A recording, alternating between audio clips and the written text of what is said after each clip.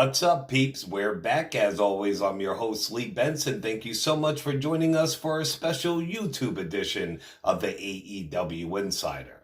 These are my top 10 TV shows to watch while you're self-quarantining. Now, everybody's not going to agree with these. They're not for everybody. These aren't the best shows that were ever created in people's opinions, but these are 10 shows and some honorable mentions that I loved watching. I will watch again. I am watching again. And if you give them a chance, you will be hooked and you will be binge watching them in no time. Let's get to the countdown. Number 10, Eastbound and Down. Many years after he turned his back on his hometown, a burned-out Major League Baseball player returns to teach physical education at his old middle school. Now, this is a comedy. It literally created the best television character there has been. I put this character up there with Al Bundy and Archie Bunker. That's how great he is. His name is Kenny Powers, or you can call him Kenny motherfucking Powers. He has no filter. This guy lost everything. He was a huge star. Now he's nothing. He goes back to his little hometown, but he did not lose his ego. He still thinks he is the fucking man. He curses like a sailor. He gets fucked up. He fucks bitches. He's just so rude and obscene. It is absolutely insane. It's got Will Ferrell in it, plus tons of other comedians. The star of it is Danny McBride. So that's pretty much all you have to say. You have to watch Eastbound and Down. Some fun facts about this show are, Kenny Powers is the name of a real-life American stuntman who attempted to jump a portion of the St. Lawrence River in a rocket-propelled Lincoln Continental. The stunt was conceived by a Canadian stuntman, Ken Carter. When it came time to jump, he backed out, and the crew contacted Kenny Powers, who then attempted to jump, failing in dramatic fashion. Also, a body double was used for the scene in the season 1 finale when April flashes her boobs because actress Katie Mixon refused to go topless. She said she was afraid of what her father might say, and that sucks because that chick is hot. Number 9, Silicon Valley. Partially inspired by co-creator Mike Judge's experience as a Silicon Valley engineer in the 1980s. This comedy series follows the misadventures of an introverted computer programmer, Richard, and his Brady friends as they attempt to strike it rich in a high-tech gold rush. So it pretty much is exactly what it says. This guy's all into creating programs for computers, you know what I mean? New designs, new apps, what have you. He's got a band of his dork friends with him. These guys are nerdy as fuck, but they are hilarious and cool as fuck. And it does give you a sneak peek inside of Silicon Valley about creating software, creating apps, how people can just fucking take them from you, even though you're the one who owned them and created it, how hard it is to get it out there. But I'm telling you, this is one of the funniest fucking shows that have ever been made. Some fun facts about Silicon Valley are, the cast members at times were given freedom to improvise their scenes due to their backgrounds in stand-up comedy. Also, Guilfoyle drinks a beer in every single episode. Number 8, The Walking Dead. The Walking Dead tells the story of the months and years that follow after a zombie apocalypse. It follows a group of survivors led by former police officer Rick Grimes, whose travels in search of a safe and secure home. As the world is overrun by the dead, it starts to take its toll on the survivors. Their interpersonal conflicts present a much greater danger to their survival than the walkers that roam the country. Over time, the characters are changed by the constant exposure to death, and some grow willing to do anything to survive. And that's one thing about The Walking Dead. It's definitely about the characters, you know what I mean, their actions, and you're worried about them. But literally, the people they run into, the humans, are far more deadlier and scarier than a world that's full of zombies. It's an amazing show. Probably like the first 5 or 6 seasons are excellent, and pretty much it jumped the shark after that, but I mean, it's still good. Some fun facts about The Walking Dead are, in an interview, Robert Kirkman claimed Normus Reedus, aka Daryl, originally auditioned for the part of Merle Dixon. He was rejected, but his audition was so good that he intrigued the producers and they actually created a part of Daryl just for him. Because Daryl isn't in the comic books. He was a creator for the show, and that's why. Also, When Frank Darabont was in discussion with HBO taking the series, Thomas Jane was attached to play Rick Grimes. The negotiations fell through, and when the series was eventually greenlit by AMC, Jane was unable to play Rick Grimes because he was working on the TV show Hung. You know he's kicking himself in the ass for that one. Number 7. The Boys. The Boys is set in a universe where superpowered individuals are recognized as heroes by the general public, and those superheroes are owned by a powerful corporation called Vought International. They market and monetize them. Outside of their heroic personas, most of those superheroes are arrogant and corrupt.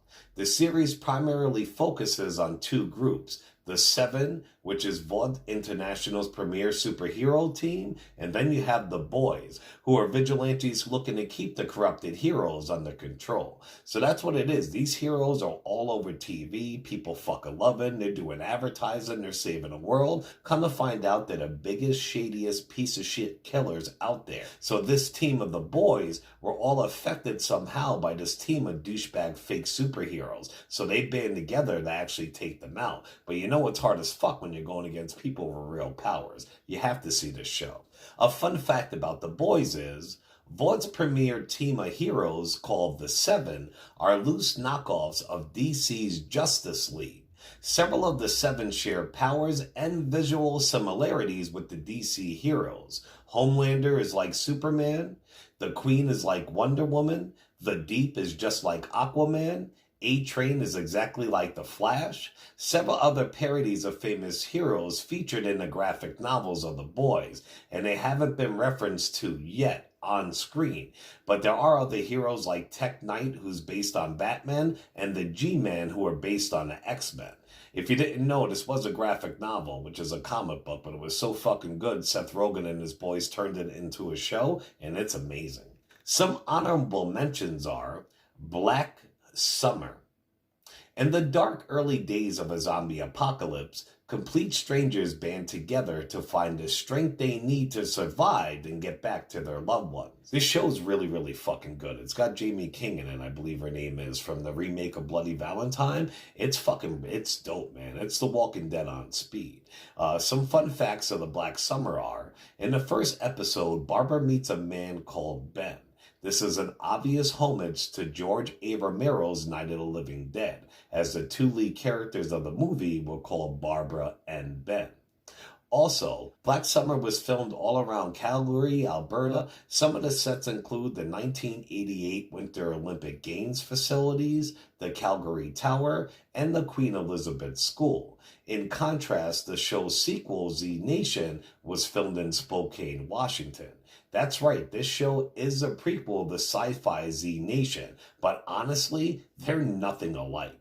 Black Summer is more like The Walking Dead mixed with 28 Days Later than it is Z Nation. You gotta check it out. Another honorable mention is The Chilling Adventures of Sabrina. This reimagines the origin of the adventures of Sabrina the Teenage Witch. It's now a dark coming-of-age story that traffics in horror, the occult, and of course, witchcraft. It's in the tone of Rosemary's Baby and The Exorcist. This adaptation finds Sabrina Spellman wrestling to reconcile her dual nature. She's half witch and half mortal, while standing against the evil forces that threaten her, her family, and the daylight world humans inhabit. So that's what it is. Have you ever seen Sabrina the Teenage Witch? This is nothing like it. This has Satan in it, fucking the occult, blood, fucking sacrifices, fucking sex, fucking rituals, everything. It is so well done, so dark and awesome. It is a much watch. The first 2 seasons are amazing. Third was so-so, but it's still good enough to have me hooked in, and it's an excellent show. Some fun facts about The Chilling Adventures of Sabrina are: the Weird Sisters are a trio of witches in the Shakespeare play Macbeth. The spell Sabrina uses to summon them is taken directly from the actual lines spoken by the witches in Macbeth. And Clive Barker, horror legend, lent over 150 of his paintings to the show to be used for their sets. And to wrap up part 1 of this list, we have number 6, Rescue Me, which stars Dennis Leary. New York firefighter Tommy Gavin is a hot mess. He talks to his cousin Jimmy, who died at the World Trade Center on September 11th, and he's seeing ghosts of other victims too. Tommy is a bad alcoholic whose self-destructive behavior has cost him his family. The series revolves around the daily drama associated with being a firefighter in a post 9/11 New York, and how the men of the 62 truck use dark humor to cover their true feelings. This is another show. It's so in your face. It's fucking hilarious. Tommy Gavin is another great character that was created. He's a fireman, but he's so rude and abrasive, he'll get right in your face and fucking punch you if he has a reason to, or if you piss him off. His wife's with a new dude. He's not liking that. He's actually fucking his dead cousin's fucking ex-wife. Yo, this shit is fucking crazy. His boys at the firehouse are hilarious, and they got their own issues going on. This is a must-see show. One of the best shows ever created in the last 10 years. Some fun facts about Rescue Me are: the first episode was premiered to the top brass of the New York Fire Department and the firefighters. They received DVDs containing the first 3 episodes before it was shown on FX for the first time. If they didn't like it, it would have never got premiered. Also, many of the extras were retired or active New York firemen who worked on the show on their days off. All right, peeps, well, that's it for part 1 of my top 10 favorite TV shows to watch during self-quarantine. Definitely check us out on all major podcasting platforms, also on Facebook and YouTube under the AEW Insider, and follow us on Twitter under the AEW Insider 1 as a number 1. I'll be back real soon with the final part of the list. Ciao, peeps.